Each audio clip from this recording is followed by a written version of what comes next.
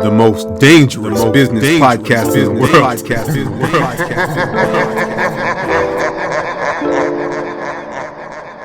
Entrepreneurs and ambitious people, if you want to build a powerful, profitable, impactful business, if you want to study and fall in love with the process, if you want to acquire the skills, habits, and determination you need to level up in business and in life, that's fantastic because I'm working on the same thing. This is the Game of Grow movement.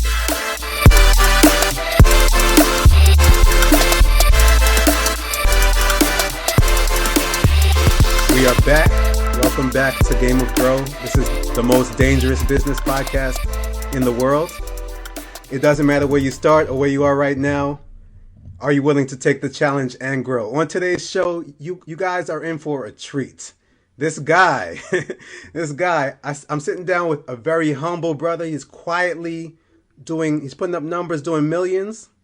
He's one of the most dangerous online advertisers in the world, specifically on Facebook and Instagram, also YouTube, but known for Facebook. He's a true visionary, but he's also an executor. Storytelling is his gift and it's his passion. It says so on his Instagram, so you know it's true. Working with a few business partners, his companies include the travel media company Passport Heavy, the Add Value Inner Circle, as well as the Live Richer Academy, along with Tiffany, the Budgetnista Alice, where they help over 30,000. How many members you guys helping nowadays? It's around there. No. All right.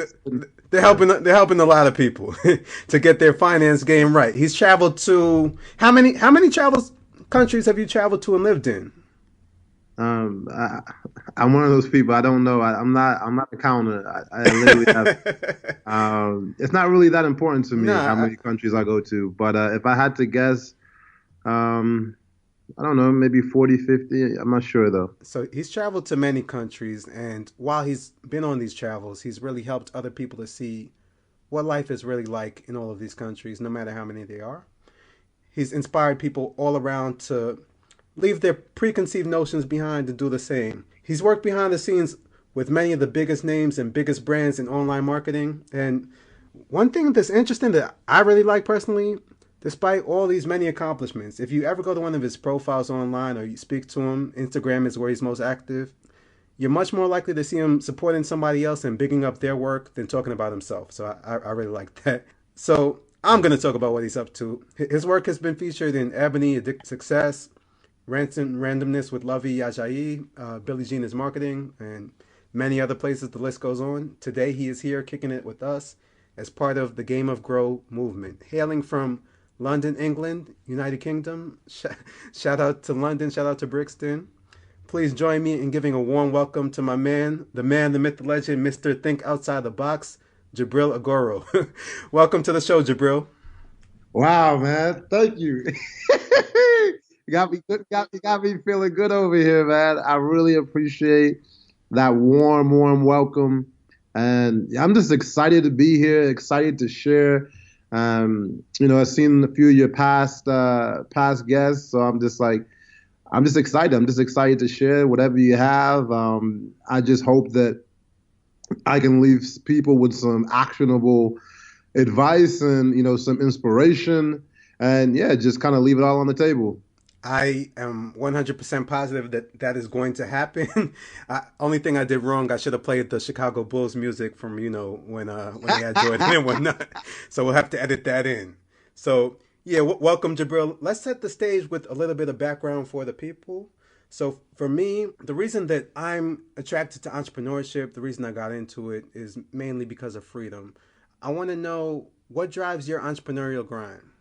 Man, great question. What drives it? I'm naturally competitive. I just like to compete. I've been like that since a kid. I used to be an athlete. I can't call myself an athlete anymore because I'm just not. But if the average person steps up, I'll definitely look like an athlete to them.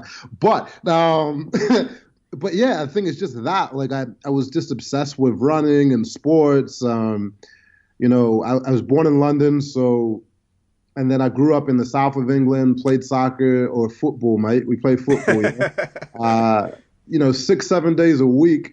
Uh, I was like at that national kind of level when I was young. Yeah. All types of eyes on me. Like I never lost, like a running race when I was young. So that was like, that was my competitive thing as a youth.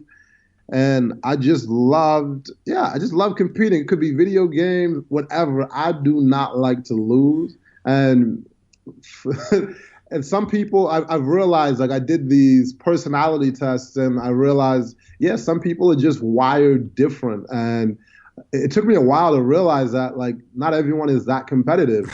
And and so, and it's not like I need to, kind of brag but like that, just like my natural DNA, like that's what drives me. I Hmm. like numbers. I like to keep score. And so when I transitioned, when I knew I wasn't going to go like pro in the NBA, in that kind of realm, I wanted something, but I started even younger on my entrepreneur journey. Even before I stopped playing basketball, I was reading like Black Enterprise, Entrepreneur Magazine, Inc. since I've been like 13 or 12. Like Yeah. I, I was putting together computers when I was like 11 years old, 10 years old. Putting in my own hard drive, switching out, to a bigger hard drive, putting more RAM in my computer. So I've always been technically, I wouldn't say kind of savvy, right? I've been kind of technically savvy, Yep. as well as athletically, and so and I just saw people from a young age like Bill Gates and these icons back in the day, and I was like, wow, like that's really dope. And I mean, as much as I love basketball and athletes, I think that was great. I was like, man, that's another thing that really, really excites me in a big way. As well as I would see other, like my heritage is Nigerian. I think from my culture, I'd see a lot of African entrepreneurs in many different ways. And so that also, I think, like just in my DNA, just wired a little bit different, to compete. I say that like I don't want to come off as just like, oh, it's all competing, because like there's a lot more that I enjoy in life to competing. But when you specifically ask that question, what drove the entrepreneurial journey is just I wanted something where I could compete. And yeah, and that was another thing. I like to do things my way. I Yep. So in school, the whole thing of, hey, you can't go to the bathroom at this time. Hey, you have to do this or these. This is how I was like, but I'm not into this kind of stuff. Like this is not my thing. And very early on, like I started my entrepreneur journey in my teenage years, so I knew the internet was a very real thing. Like, I mean, humbly speaking, I mean, I was still a teenager making 5 figures a month, and so I I knew that the internet was something that could be a real career path. And like Yeah. my first thing, if most people are probably wondering, like, what the hell were you doing as a teenager? I was a power seller on eBay, and that's how I got my start. And it also taught me some of my biggest lessons. I know you didn't kind of ask this question. I'll let Go you ask ahead, the next man. one. Keep it rolling. Is it taught me my biggest lesson too? Like you might think you're the. Can you curse on your show? Go ahead. You might you might think you're the shit. Like everything's going well, but life has a way of humbling you. Right. And Right. like when I was an eBay power seller. So for anybody who doesn't know what a power seller is, what does that mean? Sorry. So like basically it's like one of the top levels that you can get to on eBay. Once you cross like I think it's like $100,000 a year in Hmm. sales. I forgot the specific thing, but it was just something. And they have different levels. And I was like a titanium like Got you. power Got seller. Like you. So you're doing quite well on eBay. yeah. And so, but the thing was, after a while, I got off eBay for a little bit, and then I wanted to come back. Right, I kind of took my eye off the ball with eBay. There's some other industries that kind of took my eye, and I realized when I came back, the algorithms had changed and like the things I was doing before just weren't flying. Like I used to do things like back in the day, it was like homepage listings. Like my ad, like pay $99 and like my ad would be on the homepage of eBay back then. And I'd have these things called featured listings, pay $20, get the top. And like there was just more people that came onto the platform and just the algorithm changed. And what used to be super profitable was no longer, I couldn't get it profitable. And then I realized, and I was selling weight loss supplements at the time. That was my main product. Yeah. Is that I actually got lucky of getting in at the right time. And at the Right, time, right. nobody could tell me shit. And I thought I was just like, yo, I'm the greatest thing since sliced bread, teenager doing these things. But it was just because there wasn't a lot of competition. I was putting up the products and like, yeah. But eBay was the one that gave me the platform, right? And then I just kind of listed the products, but I had the wherewithal to kind of put all that together. But I didn't know how to move my products any other way than on eBay. I Right. was a one trick pony with how to get my products out. And then I was like, damn. Right, right. So then that trick went away, and then you had some issues. I think a lot of us have experienced similar things once you've been in entrepreneurship for a while, and it definitely teaches you some lessons. All right, wait. Before I definitely want to continue with that line of thought. But before we do that, I just want to, so everybody gets it, in your own words, today, who are you, and what is it that you do? Okay. Um, I'll keep it short, as short as I can All because right. there's actually a lot of things that I do that most people don't even know, as far as like entrepreneur. But the things that people know publicly for the most part, kind of like you mentioned, I have a brand called Passport Heavy, and if you search for most of the cities on YouTube that we have been to, we rank on the first page, if not like within like normally the first top three search results. So let's say you look up Bangkok, Thailand on YouTube, will probably be like the first thing that pops up. Or if you look up Panama City, Panama, or like Medellin, like all the places that we've pretty much been, we typically rank near the top. And so we really help individuals see the way in the world that they've never seen before. So one of my biggest issues for traveling before was most people think that you have to be super rich, you have to be a celebrity to experience it at an amazing way. And so once I started traveling, I was like, wow, like you don't actually have to have that much money to experience it incredibly. Right. And so I started to put together videos to educate people, and then especially in locations that maybe people weren't thinking about before, right? So I went to Bali before it was a trend. I went to Thailand. I went to Medellin, Colombia. When people were thinking about Medellin, Colombia, it's like, hey, cartels and drugs. And I went there, and I thought I was going to get kidnapped the first time I went because that's what media had told me. And when I went there, it was a completely different experience, and I just fell in love with sharing that story with the world, and also sharing the prices that made it accessible. And literally now, like if I go out in Medellin, Colombia, like on a Friday night, I'm walking around, like no exaggeration, 30, maybe 30, 40 people in the evening will come up to me and say, hey man, I love what you're doing. I really appreciate you are the reason that I'm here in Colombia, Yeah. like right now. And the same thing, it could be like Chiang Mai, Thailand. And I fell in love with sharing it in a different way and these unique locations. So that is one of the ways that people know me in this world. And it just brings me so much joy to see so many people are seeing locations that they weren't thinking about before. And I am like a reason for part of it. Next, a lot of people know me in the advertising world. So I've been running Facebook and Google AdWord ads since like literally, well, not Facebook ads, but Google ads and Yahoo ads since like 2003, 2004. And I've got, fairly good at it. And then I also teach entrepreneurs and business owners how to run ads but I like to teach people in a unique way where it's all about your story. like a lot of people forget when they're doing advertising that there's a human being on the other side of that computer screen, that phone. And so you have to connect with them, like you have to make a connection, an emotional connection, some type of connection that they're going to relate to you.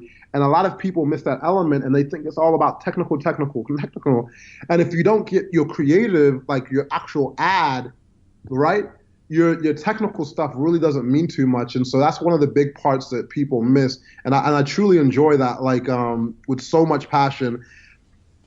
And so that's one of the other things that we do. I teach entrepreneurs how to run, basically marketing campaigns and, set up sales funnels. And then one of the other things that people kind of know, not as many, is we have a financial education company. Myself and my business partner, Tiffany the Budgetista, one of the most incredible individuals I've ever met in my life. And we have built one of the biggest followings in America when it comes to personal finance. So we have, it's close to 1 million women in our Wow. organization, like on our email list, between Facebook and everything. But then we also have a paid membership, what we were talking about earlier, where we have like right around 30,000 paying members every month in our paid subscription membership site. And we teach everybody about the boring stuff, budgeting, saving, how to improve your credit.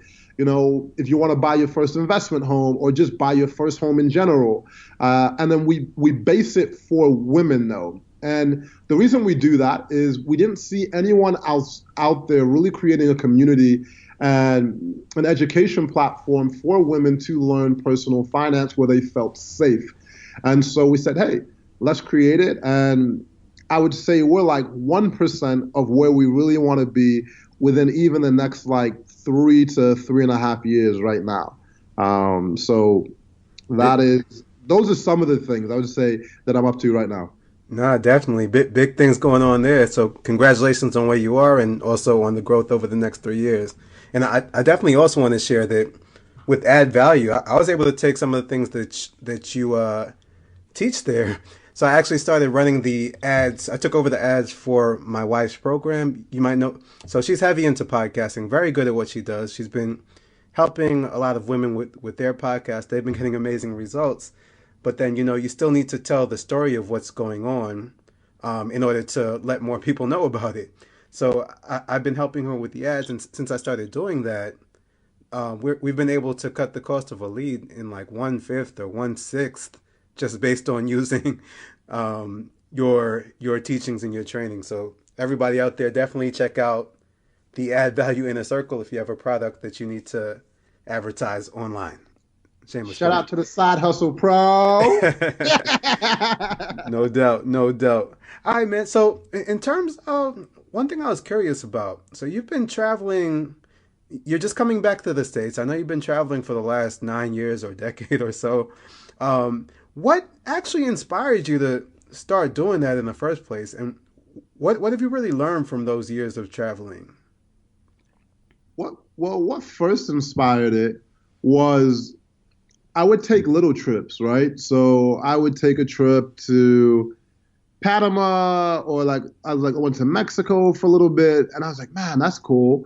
And then I got to give. There's a few different things. I have my friends Brian and Rhonda, the Unstoppable family. Mm-hmm. They took off on a 1 year trip around the world, and I was like, wow, okay. And I was helping them with advertising and whatnot at the time, and I was like, they're like, well, you should do it too. And then so a year later, I actually took off on the road, and they took off on a 1 year trip around the world. Just like I was like, okay, I'll do a 1 year trip around the world. And 1 year turned into 10 years.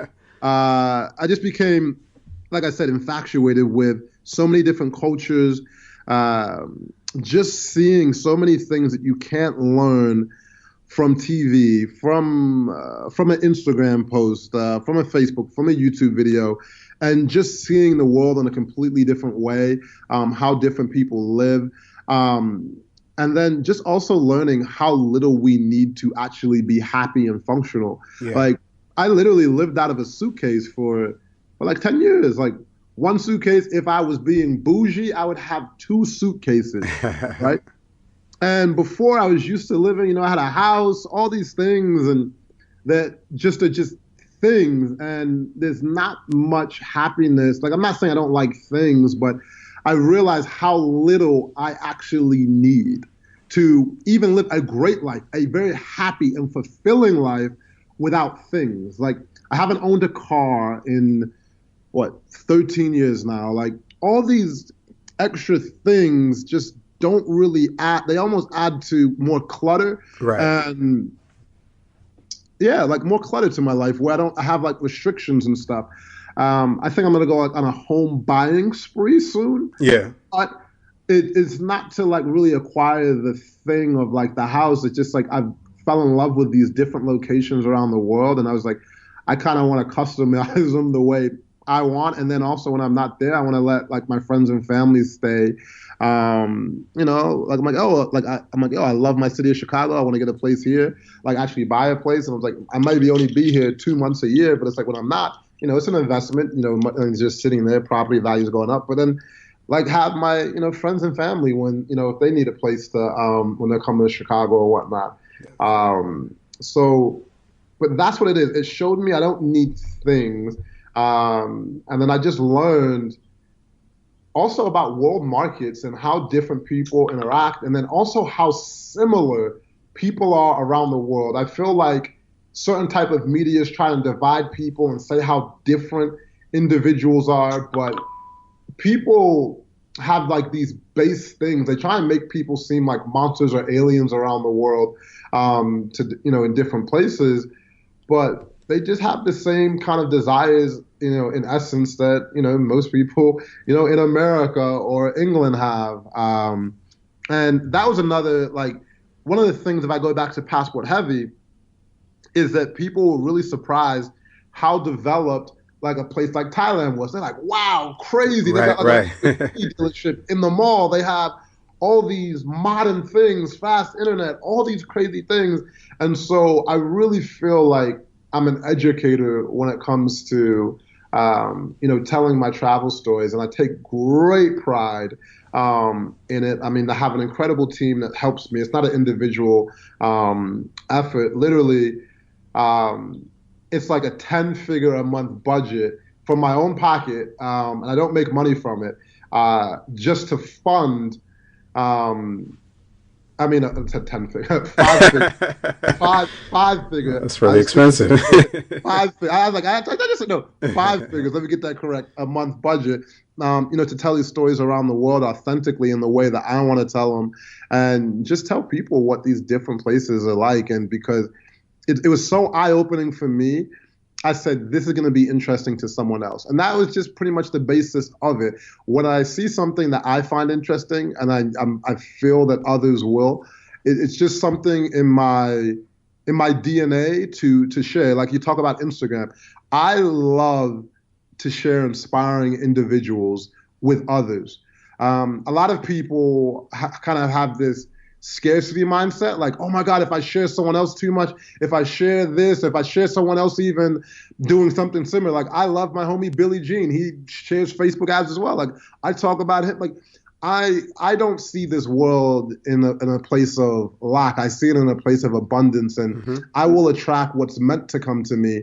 And that's why I like to and people might resonate better with Billy. They might, or when I do travel, I like to share other travelers, other entrepreneurs, because I feel maybe they're going to connect better with this other person. And doesn't mean something's wrong with me. It just means they're going to connect better with them. And then I just want someone to get to the end result of what their goal is. Like that is like one of my biggest missions in life. I was like, if it's not with me, let me at least help you get there, like point you in the direction of someone else. And then also just shattering the mindset of like these limitations that people have. They're like, oh, well, maybe it's just that one. And so I like to show these other stories of individuals I feel people can relate to. They're like, wow, okay, damn, there are actually more people than I thought doing what I want to do. And so, and I've seen it time and time and time and time again. People, they come around the energy and within a year or two, like their whole lives have changed. Or you can look at someone like you guys don't know, but like I have like even a filmmaker. He started with me 3 years ago, 2016. Um, Talking and about then JP. yeah, Yeah, JP, I've seen him on your page. yeah, and he was like he was just he couldn't even find a job in filmmaking. Like he was just trying to find a job in filmmaking, but he couldn't find one.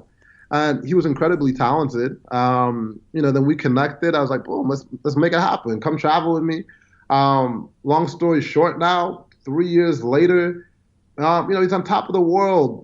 Doing I don't mean to put his numbers on blast, but I mean he does over from a guy that I won't even say what he was making before 3 years ago, but I mean now he's doing multiple six figures a year, living out his biggest passions. Traveling the world, telling stories, documenting them, meeting incredible people. And 3 years ago, it was just a hope and a dream. Sitting in his bedroom of his mom's house 3 years ago. And Oh, go ahead, man. say it again. Oh, no, no, no. Go ahead. Sorry, I didn't. No, I no, no, didn't. no. I was just saying. I didn't hear what you said. Okay. No, I didn't realize you were still going about JP. Oh no, no. That was pretty much like I was just like, if you start to surround yourself, because he. And my point was just that a lot of people don't even know what's possible until they Yeah. start getting around different people. It sounds so far-fetched before. Like he'd be like, dog, like this shit seemed for real. Like it's surreal. Like it just seemed too good to be true. Right. But that And was I feel like being like when people have that mindset, sometimes it limits them from what they can actually achieve because they stop before they even they get trapped. They stop before they even get the opportunity to be great because they're like, nah, probably not. Like, I might as well just kind of stay over here. right. So getting into those circles with you and the people you were around kind of helped to just change his whole perspective. That and yeah, like and like for me, when I did it, it was getting around certain individuals. I feel like the internet is great and everything. And you can do a lot just from the power of the internet and then just listening to the right audiobook, but there's a different level of energy when you can like touch someone, like feel them, like see them. It's a different, they're like, because a lot of shit on Instagram, like some people are posting pictures for the whole year for like they went on a trip for like a month and 2 months and they're posting pictures for the whole year of that shit. And so a lot of times it's hard to actually decipher. And so like there's these different stories that people see online and they're like, and most time people's minds naturally go to, the negativity. Right. And so, or you could say, I love my team. I could talk about my team. I could talk about Renee. Same thing. Now she as well. Like people talk about the influencer life, and it doesn't seem realistic. And the way people used to down being an influencer, like 2 years, even 2 years ago, people like, why don't you go get a real job? Why don't you go do something real? And now the influencer game has changed so much. Yeah. Like I won't even tell you what Renee makes, but she makes more than JP. And so, and then she's another one just to kind of stuck to her vision, kept it going. And to kind of give you more background on Renee, if you want to look her up, Owned by Femme on Instagram, she is she's a social media influencer. She tells stories, she travels around the world, and she's like a lifestyle influencer. Yeah. Talks about life in general, like has her authentic, talks about weight, talks about personal finance sometimes now, talks about beauty, talks about traveling and all these things. But there's so much more as well that people don't know that goes into being an influencer. And now how to actually deal with getting an agent. How do you actually land brands? How do you pitch? How do you network correctly? How do you do all these things? Because sometimes there'll be influencers with just as many followers and they're not even making 20,000, 30,000 a year because they don't know how to run the game properly. Right. And so, but yeah, man, I'm just so passionate, man. Like every time. Now that I can hear it coming through for sure. uh, but okay, tell me this. Take us. You started to talk about it before, but take us all the way back to the beginning before you had this success as an entrepreneur. How I've heard you talk about this before. how did you get started, and what did that look like? Like, what were those first sales that you made happen? And yeah, talk about that process a little bit. So it depends on how early you're talking. Are you talking about Let, like let's start childhood? from yeah, let's start from the childhood, and then we'll build it up. Okay, I try and make it as quickly as possible. So I mean, I was born in England, and then I grew up in foster care from 0 years old, like literally from like 7 months old, 6 months old, to time I was about 9 years old in foster care. And but I got lucky. I got blessed with some amazing foster parents, and my life would not be the same without them. Like just truly blessed. And and like I said, I was really good at soccer. And like when I was living with them, that was like my whole life in England, and then also academics. And then I was 9 years old, and then I moved. My mom decided to take us back, and then we moved to America. And from there, I learned like really like what rough life was because my even though like my foster parents weren't rich, we had a stable home, Hmm. right? Like we weren't moving from home to home. Like there was more than like one bedroom in the house. Like it was a stable environment. So it was actually like it was like a three-bedroom house. Like, but it wasn't anything like crazy, but it was stable. So when I moved with my mom, she didn't have her own place, so we moved with my uncle in Chicago on West Grace, and I just like I can just remember like my mom like when we were moving, she was just like, okay, be careful, this one just got shot dead. So my mom is Nigerian. Right. She's Mine like, too. Mine too. be careful, no, this one just got shot the other day there. This one just got Yeah. shot. Be careful now. It's not London, no, it's not England, no. They shoot here. Like and we moved with my uncle in a in his apartment, and he lived in a tower block. He had a two-bedroom apartment. So my uncle, it wasn't just him. He had a wife, and he had three kids already in the apartment. Right. Right. And so me, my mom, and my brother slept on the pull-out sofa in the living room. Yeah. So like that's like the beginning of like where my American journey started. And then we got blessed just because I don't want to make a whole kind of like life story. I want to kind of get into the business as well. For But sure. For sure. then I moved with another one of my uncles. We're moving on up, and he had an extra bedroom. So now we went from pull-out sofa to our own bedroom, and then we actually moved to the suburbs of Chicago. So a completely different environment now. Like I am going to school now with kids whose parents are like doing actually fairly well in life, in the social economic realms. And I was like, whoa, this shit is different. And Right. Right. Right. this is like a whole different level league than in England. Like my people, like my foster parents maybe made like, I don't know, maybe like 25,000 pounds a year, maybe combined, maybe like something like that, 30,000 pounds. Like they were doing okay. Where they had like their own stable situation. But when I moved to the suburbs of Chicago, they were like, I started to see what it looks like when people start making like six figures a year. And I mean, I'm sure some of those parents even maybe made, it wasn't like over the top, but it was like a middle class, maybe starting to even touch on that upper middle class life. And but my uncle had a two-bedroom apartment in the neighborhood, and I was like, whoa, some people out here living different. Right. Right. Right. And that was a thing, like if I really look back at my story of like, I was really motivated. I was Yeah. like, whoa, So there's that more to life here. Like, I think if I would have stayed in an environment where everybody was just poor, I don't know if I would have been as motivated because I wouldn't have felt that different. right. Right. Um, and so moving to this new neighborhood, it was just like it was just a whole new world. Like it was literally a whole new world. And I went to those schools, and then I started learning. I was like, okay, I would go over to my friend's house. They have like this is back when like compacts were like popping. Like it was like compact presarios. Um, like these were like 500 megahertz computers and stuff. Like 5 gig, 10 gig hard drives. And now maybe I'm getting too technical for some people. Uh, and but it's just like I was fascinated with computers. And then I gotta give a shout out to my dad. I never lived with my dad or grew up with my dad, but he was a big supporter of my entrepreneurial journey.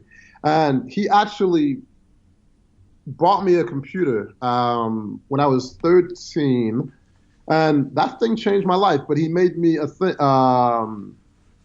He made me a what's it called, a promise. He's like, yeah, well, if I buy this, because like I need to get internet. He's like, no, if I'm buying this, I'm not buying the internet. You're gonna have to figure out how to do that. And I was like, okay, cool. I'm gonna figure it out. And for me, I knew I was like, okay. And there was like Napster and all these different things around. And I said, okay, I'm gonna go ahead and get a computer with a burner inside, so that way I can at least make my money, right? I was like, now that's not technically legal, downloading music and selling CDs, but it's close enough to legal. We're not going to tell nobody. Yeah. And then, right? And so that's how I got my first hustle online. But you know, even I'll tell you one crazy story, man. yep. Here is something super funny. I've never really told this story publicly. So when my computer arrived, my dad bought it. So in the magazine, I don't know if you've ever heard of this website called Tiger Direct. Yeah, yeah. I used to So get those. Tiger Direct, back in the day, they just used to have like magazines, like there's like a catalog thing. I used to And get that.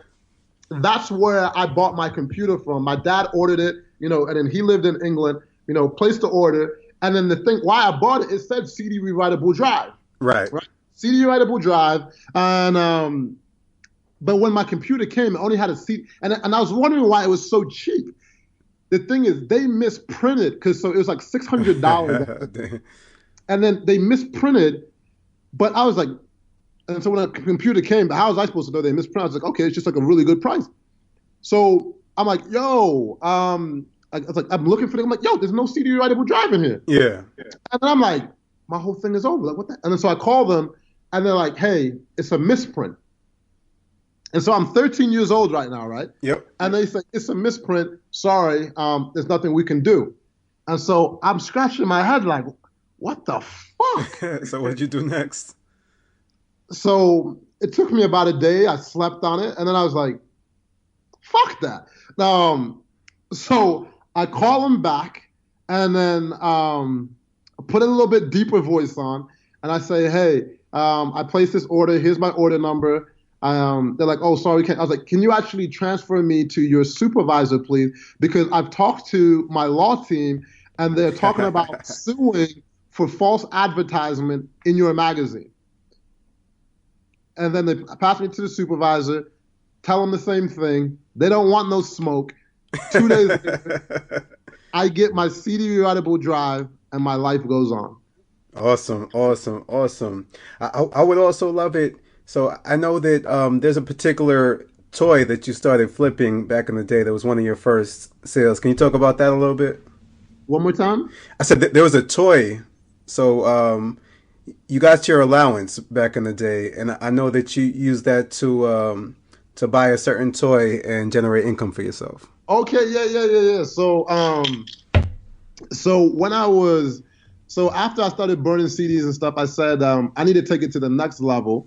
And then what I did, there was this toy, and this is actually how you might be wondering how the eBay journey started. I was like, wow, I see these Sonic the Hedgehog toys, and I was like, bam, like I don't know why I'm getting this call, and like there's this new site eBay around. Let me see how much they're selling on eBay for. I just had a feeling, I was like, they just look like a collectible kind of toy. Yeah. And at this dollar store, Waldo, and in Chicago. And then so I looked online, I was like, damn, they're selling anywhere from like $15 to $25, and they're selling for $1 at the store. And so I was like, bet. And that's and then bought a whole bunch of them, long story, sold them. And I think I might even have like one or two still in storage, just kind of like kept one or two. But from there, the crazy thing is, then I was looking for the next thing to sell. And it took a little while to find something to sell, because I was like, okay, Sonic, I was looking for more toys, and it was just nothing. And then that's how I got into the weight loss industry. And I was like, okay, looking around, I was like, boom, that looks like a great product. And then even another kind of funny story. Um, and I'll tell you the name of the company. It was like Bionutrical, down in Florida. They were the manufacturer. And I was like, man, I need to find out how I can get a hold of this seller. And so the seller on eBay was like, oh, I knew he wasn't going to tell me. And Yeah. so I was like, man, yo, eBay, like, and I was like, I messaged him and I was like, yo, I don't know about your products. I want to buy them, but I don't know about this brand, man. Like, is relabeled and this and that. Right, right. Um, this is the internet. He's like, no, my stuff is legit. I get it from boom, boom, boom. And I was like, oh, okay. And then that's how I got my my plug for my weight loss supplements. Nah, So that's pretty good reverse engineering. I admit. So all right, you start selling on eBay. Things are going very successfully for you. You build that up to like 5 figures a month. Um, but then you said you started to switch industries, and when you came back, things were not working the same way. Things had changed. So, mhm. like, talk about like what happened next, like what was the impact on your life, how did you feel, and what did you do next from there? So what happened was, so like, yeah, I was a power seller on eBay, and then I saw this ad on eBay. This guy, he was standing in front of like this big house. He had like a Lincoln Navigator, a BMW 328i, and and then a Mercedes ML. It's like 320 or the 500, whatever. And I was just like, whoa, like this guy's got more stuff figured out than me. And and then he was in the direct sales network marketing space. And I was like, okay. And I knew nothing about what those words or anything meant Right, right, at but the you like the time. cars. And but I was just so intrigued. I was like, ooh, shiny objects. um, and I got into the industry and I actually did quite well. I did well in the industry, but it's all about like recruiting other people. And then it's like, and I'm like, and then I'd bring people in that could not make sales like the way I could make sales. Right, right. And it just didn't feel good after a while. A lot of these people were spending like good money. And then once I got to the point of, if I feel I'm bringing somebody into something where I don't think they have a real good shot, I can't do it anymore. And that was just to the point that I got. And then so I was like, man, forget this. I'm going back to eBay. And and then eBay just was not the same after that. Like after that, and that's when I learned as well. I was like a one trick pony. Like I did not really understand advertising. And that is what changed my whole advertising life because I went to go living on my savings. I mean, it got so bad that I lost my house that I was running. Like, shit, even the water got shut off in my house. Like, that's how bad it got. And then once my water got shut off, I was like, Mom, I didn't even tell her I was moving back in. It was just like, I was just like acting like I was just coming back to visit. But then it was like, she's like, it's been 3 weeks. Are you not going back to your house now? I was like, no, no, no. I miss you. And then after a while, she's like, huh, I told you, that internet thing is a fad. I told you, you need to go to school and do something real. I told you. And so from there, I just kind of went into a funk for about a good year. Yeah, So now I'm about 20, 20 years old, almost, yeah, 21. And I'm like, fuck. Like, and when you go from being the man to being humbled, like I don't know, I don't wish it upon anyone. Like, no, I I mean, it understand. was, I also went to, and I didn't go on any government assistance or anything like that. Like, it was just scraping. Like, I remember, like, literally, like, swear to God, I'd be in Aldi's with like $10 for the week, and like, I'd be like, almost feel like crying because I'd be like, am I going to get eggs or am I going to get like bread? It's like walking through the aisles thinking about like which food items with like this $10 of just scraping by am I gonna get? And so then also another thing I don't know a lot of people if they really know that I was 22 when I got my first job because it just got so bad. Like I was like, fuck, like not that I was giving up, but it was damn close. Like it was like, whoa, like what is going on? Like, you know who you are, but I was trying all these different things and I just could not get any momentum moving.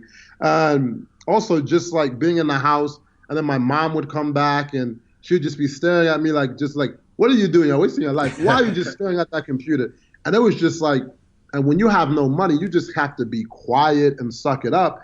And so from there, I was like, damn, like, let me just get a job. At least I can get out the house for a few hours a day, you know, like have some type of money coming in. And so I worked part-time at this company called AIU University. And they're a company called Career Education, like the umbrella company, right? And here's another crazy story. Like, there's all these funny kind of crazy stories. Like, I never just take something for what it is. Like, I am someone, I'm just more active than most people, willing to take more risks than most people. And so when I was working there, I was still reading these books, and I found out there was 10 black CEOs in America that ran billion-dollar companies. And then a guy by the name of Gary E. McCullough, he was the CEO of Career Education. And then little do I know, his ass is like, that's this company. But not, I work for AIU, but he works in a building, whatever, not too far away, that runs the umbrella. And I'm like, damn, that's fascinating. And like they would send out like the company-wide emails, and like his email address would kind of be there. And I was like,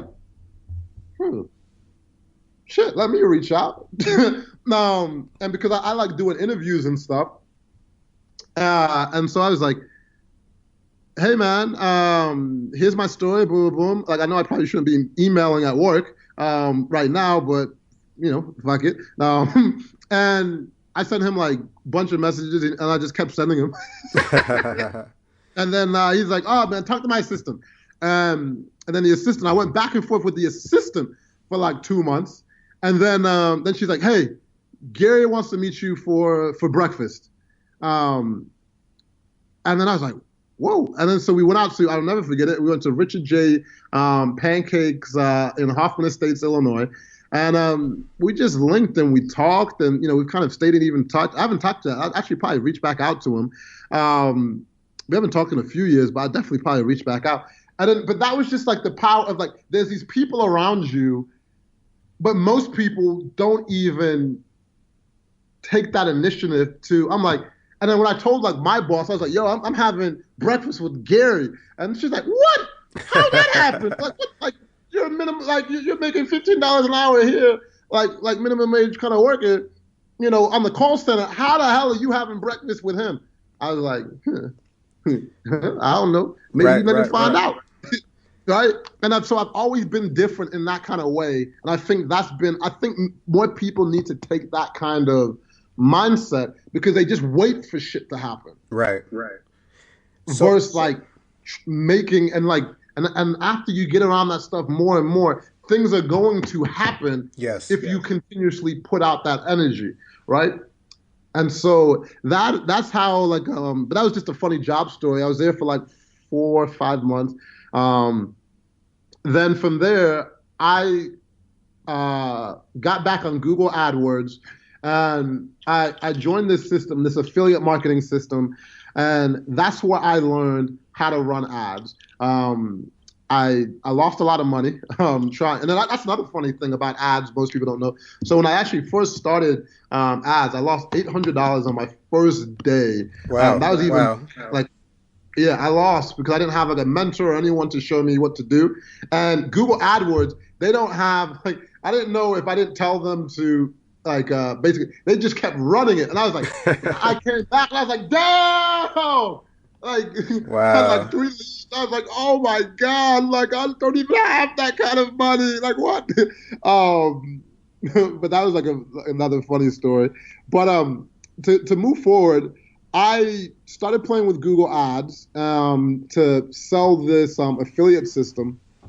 I was getting a commission, and I was like, okay, making some traction, but I wasn't really doing too well. And then I got to give the biggest shout out to this guy, Adam Ariano. I bought his course, and I've known him for a while, and Yeah. I knew that he knew what he was talking about. He was marketing something else, but I knew he knew this ad platform, and so I bought his course, and from there, before that, I might generate maybe the most is like 50 or 60 leads in a week. Like that was like big for me. And then I started learning from him, and then I was like, whoa. I was like, I generated 100, 200 leads in a week, and I was like, fuck, some weeks would be 300. And it completely changed my life in ways that I can't even begin to comprehend, because now I started learning the ability of advertising, and then plus I was learning more and more about the art of storytelling as well. Well, I kind of had the storytelling down and I learned it fairly well before.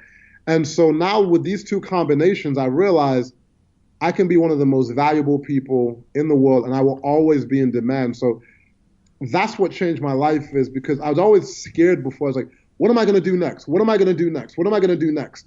Because I didn't have a clear plan of action of what I could add of value to the world, no matter what was happening.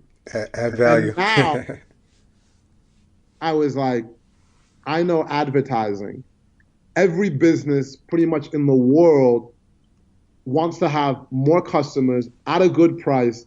Now the only thing I have to figure out is who I want to partner up with and make this happen. That was a whole nother thing of the skill of negotiation versus a lot of people just do like ad spend and these things.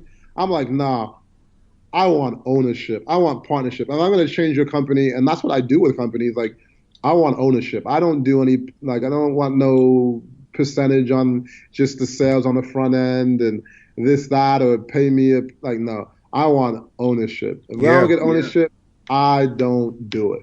And so, but that became over a while, right? When you start to learn different things and you learn what your value is to the marketplace, and once you have a track record, you can really command those kind of things. No, absolutely. And you said that there were just kind of funny anecdotes that you told, but I think there was really a lot there that I want to slow down and dig into. So I'm glad you brought up the Gary McCullough story. I definitely want to go into that. So, how many times are we just around amazing people? We might not even know that they're around, and we don't take the time to reach out or appreciate what they do, or figure out how to learn from them. But like what I noticed, what I think is different from what you did, from what most of us would do or most of us do, like you didn't just reach out and say, "Hey, can I pick your brain?" to ask the worst question in the world. Like, how did you how did you Okay. know You want to how know to? about the approach, right? What's So that? how did I actually get his attention? Yeah, yeah. Okay. So first of all, right? So he is the CEO of $1 billion company. So I have that in my mind. If I'm just like, and I'm glad you brought that up. Like that is a fantastic point. Um, I was like, oh, yo, can I pick your brain? I want to be CEO Worst too. question. Worst question. Like it's like, yo, boy, get the fuck out! Like, obviously, if he's not gonna say that, he's just not gonna reply, point blank. But so what I did is like I said, how can I be of value to him? And I also found out what his interests were, like kind of like what he was up to. I did some research on him, and so I found out there was 10 black CEOs in America that ran billion-dollar companies. And so at the time, YouTube was a pretty good platform, and it was getting quite a bit of traffic.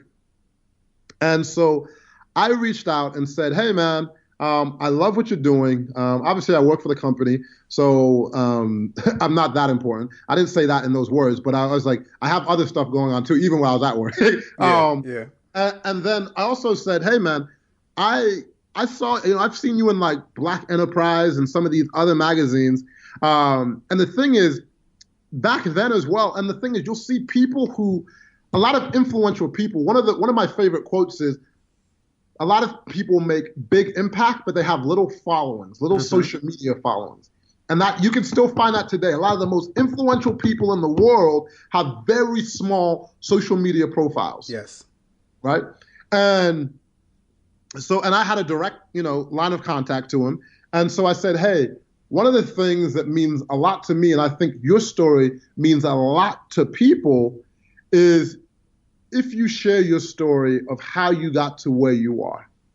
Um, and then here's what I've done before. Here's some of the past guests that I've actually interviewed on my YouTube channel. And here's some of the things that I've done. Like this is not the first time that that I've done it. And I came from that angle, and I was like, also, just like anything that you need, let me know. I'd love to be of assistance to you. This is some of the other stuff that I have going on, but whatever that you need. And I just really feel that you are not acknowledged enough, and I would love to share, your story more because it's so powerful. And yeah, just kind of back and forth like that. And then his assistant, set up the breakfast, and we had breakfast, and that's how it started. Yeah, the last thing I was gonna say was, can I pick your brain, man? Yeah, I love it because you were able to position it in a way so that you're actually, it's a value exchange. You're giving him something in return. He's able to present himself. I'm sure it felt good for him. People, even though he is influential, people aren't interviewing him every day. So I really love that. And I want to us to all take time and learn from that example. All right, man. I was also going to mention the low follower count, high impact thing, but you cover that as well. In terms of, so getting back into the storytelling and the advertising, right? And I definitely agree that that's powerful.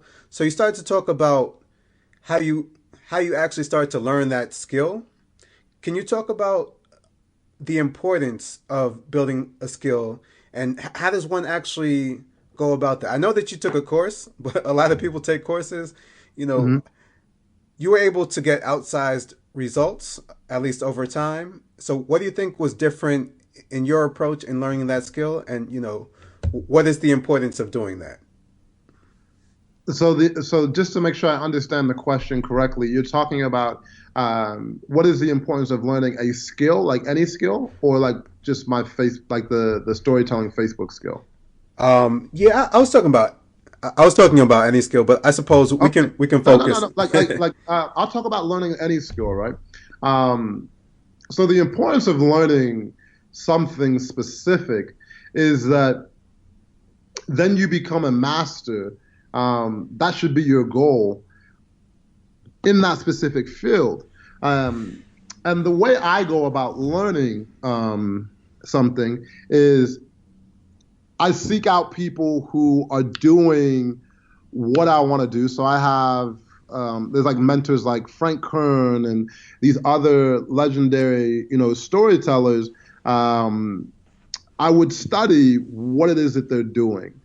And from there, I'd invest. Like I would invest in going to conferences and getting around different people. Like literally, man, like there's been times like when like in the early days when I just really was so hungry. I mean, like if I didn't have it, like if they would have like an event, I'm like, damn, I need 2 days at the hotel. Like I would just stay up all night and then kind of crash in the lobby for a little bit and then do like the 1 day at the hotel so I could afford to go. Like there's all types of things. Like I'd say my hunger is different than most people. I think most people are okay with being mediocre. Yeah. And I can't live that way. Like I would not be happy. Like it's just not the way I'm wired. And I'm willing to do, within reason, what it takes to get there. So like when learning a skill, I said, okay, what are the things that I've seen in the past based on history people have done to get good at these certain things? And so I'm like, okay, taking courses. And then the other thing is actually just practicing what it is that you do. Like you have to be so many people, they're like course monsters. All they do is just course, course, course, but then they don't actually do anything. And it's like the best experience that you're ever going to get is actually just getting in the game and doing it. No, absolutely, absolutely. So then, All right. Initially, you go in, you start practicing, you lose $800 off the breaks. What made you continue, and how did you know that you had something worth betting on? Like, when did you realize that? Man, there's other people out here doing it, man. Like, that's my thing. Like, and I've met some of the people, and I would just see. I'm like, if something seems so far fetched, I'm like, okay. Like for me, if they're like, yo, you're gonna be a rocket scientist, I'm like, probably not, because I don't know that world. But then even so many things seem intimidating because we don't have any first like hand kind of contact to them. And then so some industries are even like when you look at even Silicon Valley or you talk about creating apps, right? All of those different things seem to the average person extremely intimidating. Like you have to be an absolute whiz to get something like that done. And the first time I went to Silicon Valley, I was very intimidated. I was like, okay, I know marketing, but I was like, these people are so smart. Um, and the more that I hung out with them, the more that they were interested in what I was doing as well. Yeah. Like they were just like, fuck, man, how do you know this stuff? Like this is crazy, boom, boom. Just as much as I was admiring them. And then it also we put people on a pedestal too much in life. Yeah. We put people on a pedestal, and I feel that's also one thing that holds people back. Once you get around enough people, you'll be like, man, I used to be one of those people that did it. I was like, man, like I might see a celebrity before, and I'd be like, oh my god, they must be just different. Or I'd see, and now I do not. It's hard for me to be intimidated by someone. Like I don't really see someone like that much greater than I am. Like when I'm like, whoa, I used to think like people were like just light years smarter than me. And I don't think like that anymore because of like the experiences and the people that I've hung around. Like I'm like, wow, okay, like yeah, they are intelligent, but okay, I'm not good at this and that, but I can get someone on the team that can do that and still accomplish these amazing things. I don't know if I just kind of got off topic from your original question. Nah, man, I think it's all good. I think there was value in the answer, so I still definitely appreciate it, man.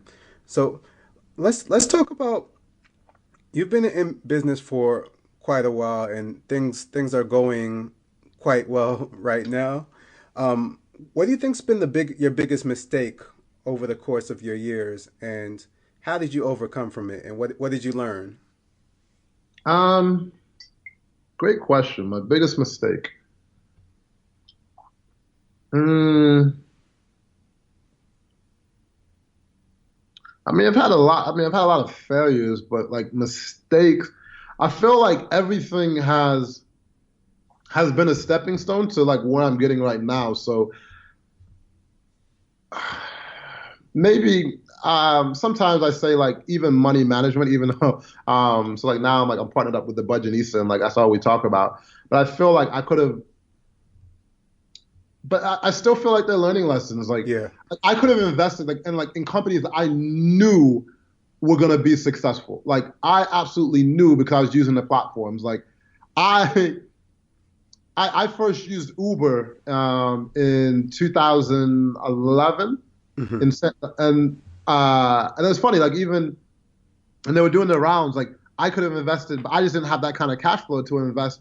100,000. Like I was using that platform back then. I was like, I know it's going to be successful. And so like if I would have invested back then, or even like when I started using Facebook, and like I knew based on what happened with so like I bought Facebook stock, but I didn't get in early enough where I knew. 'Cause I didn't have like that's like when it comes down to like cash flow, just to put up whatever the minimum was for that round. Um, like those I would say were quote unquote mistakes. Like if I would have maybe done some other things different, but those are like learning experiences. Just like hey, you really want to stack so hard, so when certain opportunities come around, you have the ability to invest if you know they're the right thing. And like I would say I'm I'm actually very good at spotting like good things that are going to work out. Like if I look at like my track record, like okay, that was gonna work out. That was like my track record is pretty good with that. Like and like another thing, like I've never bought a stock myself personally and lost on it. Like I've never in my life lost money on a stock because I just understand companies.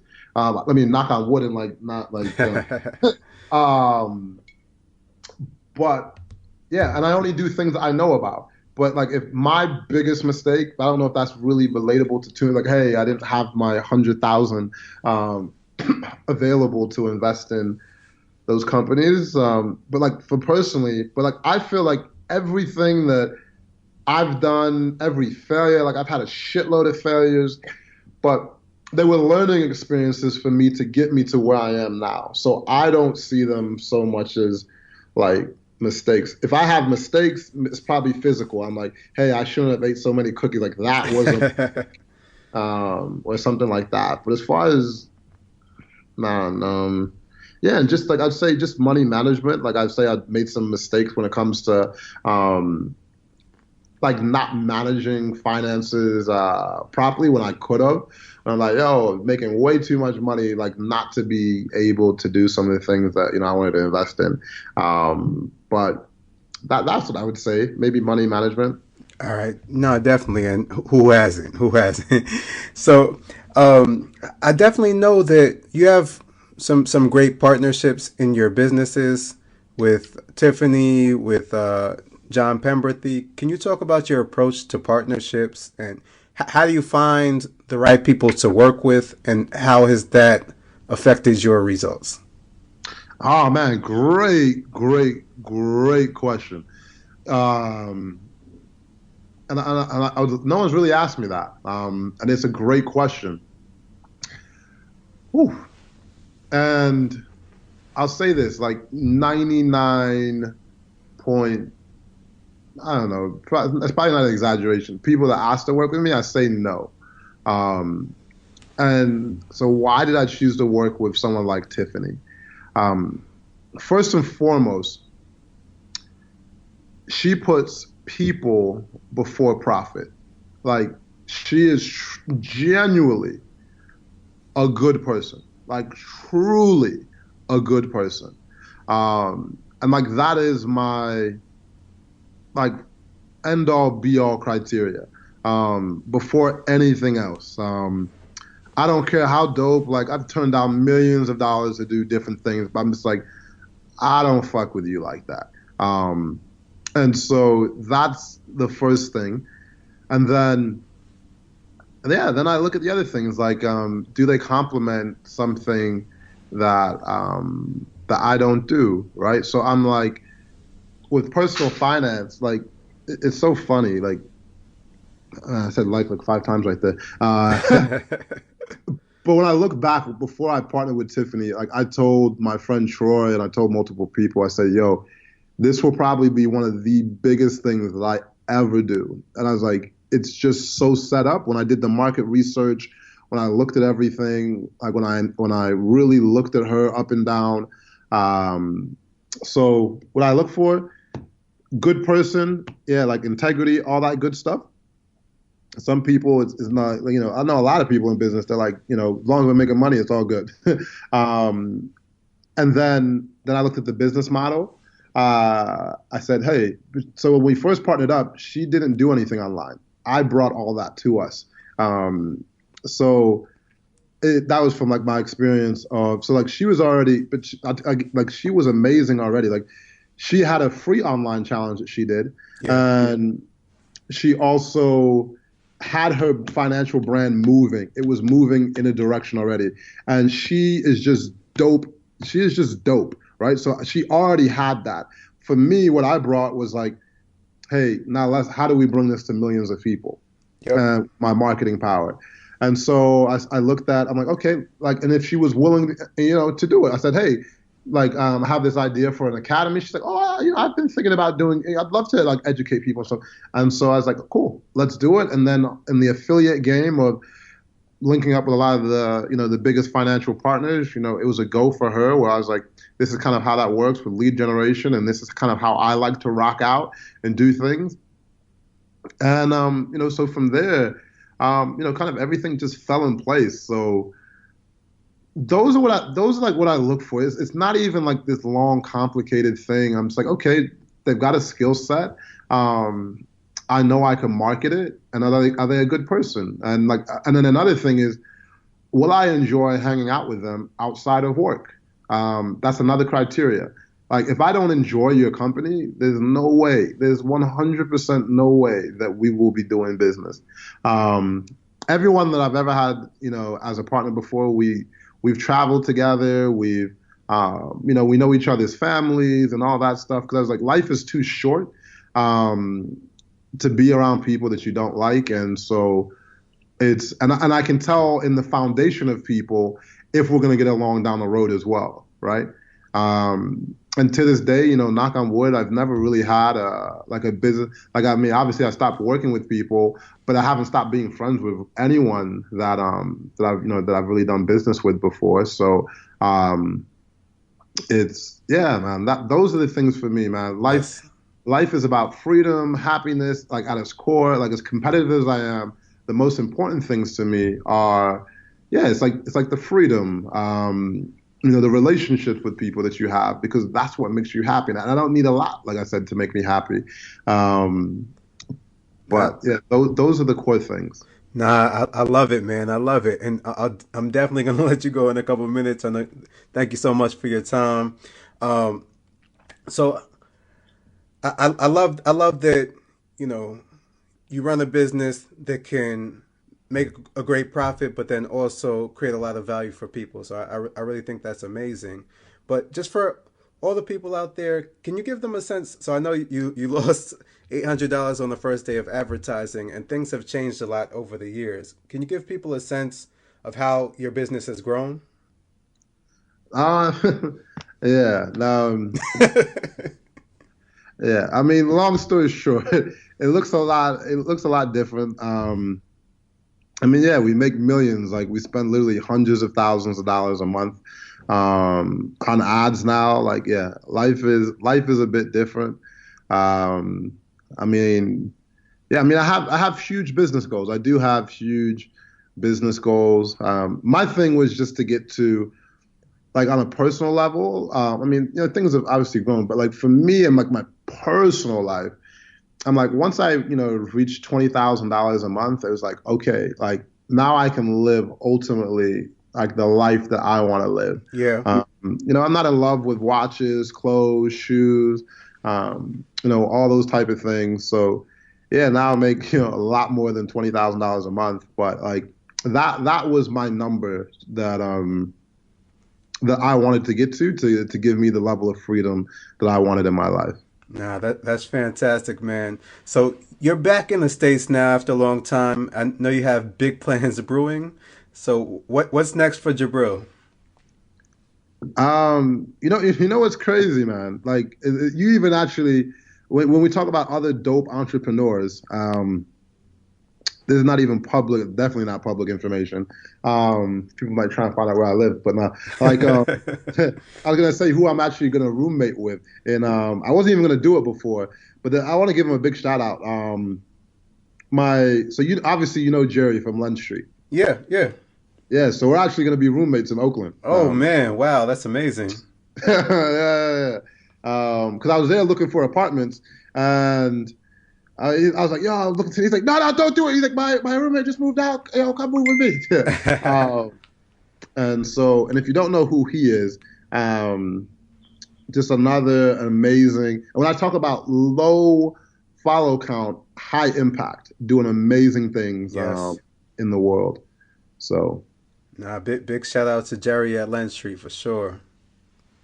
All right, man. So definitely want to wrap it up. Definitely appreciate it. Before we go, what would be your parting advice for entrepreneurs listening to this show who want to achieve the kind of success that you have in business and be able to create value and create dollars at the same time?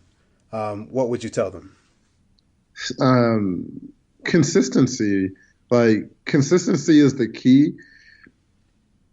Yeah, like you said, like staying focused on one craft. Like, even though I've changed different industries, the basis of what I do is the same essentially. Yes, I've gone from finance to marketing courses to have, as partners with Brandon Carter in fitness, but like everything is about consistency. If you ask what Jubril was doing in 2005, I was running Google ads and telling stories. If you ask Jubril what he was doing in 2010, I was running Facebook ads and even Google ads back then. I mean 2010. 2014, I was running ads, telling stories. Like I've just been so consistent to my craft, and then I've learned how to leverage it. Right? I've wanted to master one thing, and then once you do that, like I have other businesses now that are completely outside of the industry, but I take my skills that I've learned about marketing and all these things, and grown those businesses as well. Like it's kind of funny. Like I have other businesses that I don't even talk about. But I use my marketing skills and my expertise and all these other things that I've been building to grow them. So I'd say consistency is like the key. Like, cause I see so many people, one year they're a photographer. Now they're like, hey, I'm a singer. Now I'm doing this. And I'm like, be consistent. Like have some type of consistency to really give you a chance, give yourself a chance to succeed by being consistent enough. Yes, sir. Consistency is super, super key. All right, man. Thank you so much, Jubril. Thank you for the time. I know everybody listening is going to get a lot of value. There are a lot of gems. You're going to want to write some things down. Definitely put them into practice. So you're on Passport Heavy on YouTube, on Instagram at Jubril8. You've got the Add Value Inner Circle. You've got the Live Richer Academy. Are there any other places people should look for you online or reach out to say thank you? Man, there is, but like that's enough. Just find me on Instagram. Like literally, like a lot of people reach out on Instagram. That is the easiest way, I think, to reach me. Other than like Instagram, it's what I naturally go on. YouTube, we put videos up, but I'm not on YouTube every day. If you have my telephone number, that'd probably be the easiest. But like Instagram is definitely, I'm just on there for fun. I have an addiction to Instagram, so it's like I'm on there. Yeah. No, so definitely go on Instagram. Jubril dropped some really good stories. He had a really good one the other day about momentum and how you got to keep it as an entrepreneur. So check that out. So thank you again, Jubril, and DJ, drop that beat and take us out. Thank you for tuning in to the Game of Grow movement. If you'd like to hear more, head to gameofgrow.com to sign up for my weekly updates about my own journey as I create the powerful, profitable, and impactful business of my dreams. And I want to hear about your journey as well. And if you want to connect on social media, I'm at Game of Grow on Instagram, Facebook, and Twitter. On LinkedIn, just search for my name. Don't forget to join us in the Game of Grow community, which you can search for on Facebook. And if you love the show, the biggest way you can help is to subscribe, rate, and review, and then find a like-minded friend you can help to do the same. Thank you so much, and I'll talk to you soon.